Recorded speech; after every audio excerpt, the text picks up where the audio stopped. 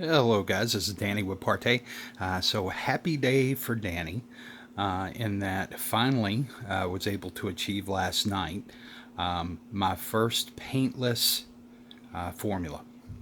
So I went a little dark. I'm going to go ahead and say that before anybody says anything whenever they're watching the video. I tinted this one a little too dark for what I was actually looking to achieve. I got caught up in thinking I was still working on a black screen, and I'm not. I was actually working towards just trying to replicate this, my screen, with zero paint. So why? Why would I want to do that? Well, one, paint's a lot more expensive than the polys that I work with.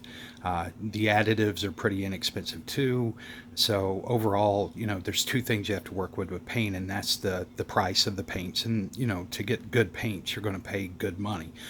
The other thing is that you can't control the opacity of paint as well. There's a creaminess to the binder that's just going to always be problematic whenever you're trying to go, semi-transparent, where I can control the transparency. And honestly, I can make, like, all of our formulas would be based off the core formula, which this is going to become the core formula. And then it would just be a matter of tinting to the desired tint level. And then the opacity, the diffusion layer. Now I can do those in one formula. They won't be as optimized as they will be if we do it in a multi-layer application. This would be a multi-layer application, and just wanted to give you an idea here so you can see how, while this is a darker screen, and yes, it is darker, all of the color, while they increase in shade as far as depth of dark tones, your midtones are still there.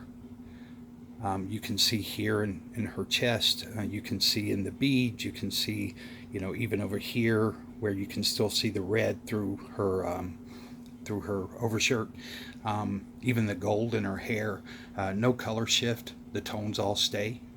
Let me show you something else. Actually, before I move on to that, I also wanted to show that this is really, I'm focusing for this on ultra short throws.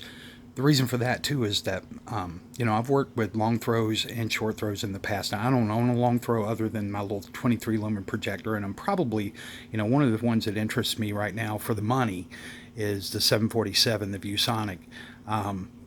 So any of you guys out there who own it, I'd be very interested in talking to you about it. But the one difference in ultra short throws, and anybody who's worked with this, and guys, there's a ton of material out there that you can go research for yourself that shows this. And I want to do something here. So let me take that off. But I want you to pay attention. If I angle that, just about a 5-degree angle, look how bright.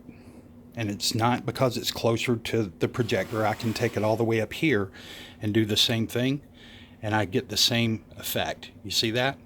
And the reason for that is the angle of reflectivity. See, if I do that, it's brighter than my screen. The angle of reflectivity on an ultra short throw is so much more shallow than the angle that's on a long throw. So you don't get all the reflectivity back. That's why these ultra short throws have to be around 4,000 to 5,000 lumens to be able to be seen in the daytime, because you're losing so much. You only get what hits the screen, and you're not getting the reflectivity back at the eyes. You can't optimize them the same way that you do with a long throw or a short throw, where you set it up for the angle to hit you back in the face. So if you work with ultra short throws, that's one of the first things you'll learn. And you also learn that ultra short throws don't play well with black screens. So that's one of the challenges I have, is trying to put together one that will actually give off a sense of emittance, and try to retain some of that brilliance that you lose with a UST. Real quick, I'm going to show you one other thing, and then I'll close out. So this is my little window effects unit again. Not trying to pull parlor tricks, I just wanted to show you. So this is the same panel, you can see the tape on the top that I just used. But even in daylight in here, and I checked the lux right before I'd done my test earlier, it was roughly around 137 in here, which means that this is obviously any bright, living room or daytime environment. Now, if I turn it around the other way, odds are I'm going to lose a good bit of that image.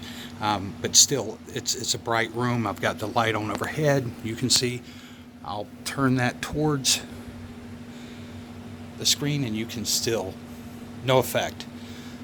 So it's not even a matter of that. It's really just how reflective that this is, and it's not going to hotspot. None of my formulas hotspot.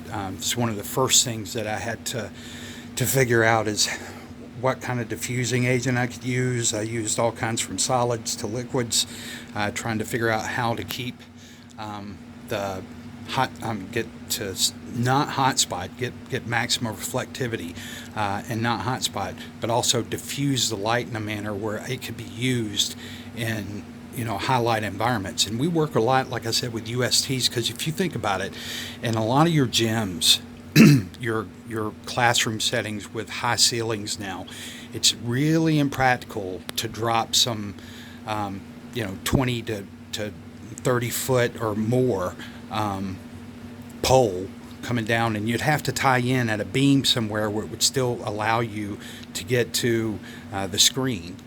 So it's just really impractical, and that's the reason ultra short throws have just like changed the landscape of those kind of installs, because you can install them with just a small arm hanging off the wall and achieve the same thing that you would with a long throw.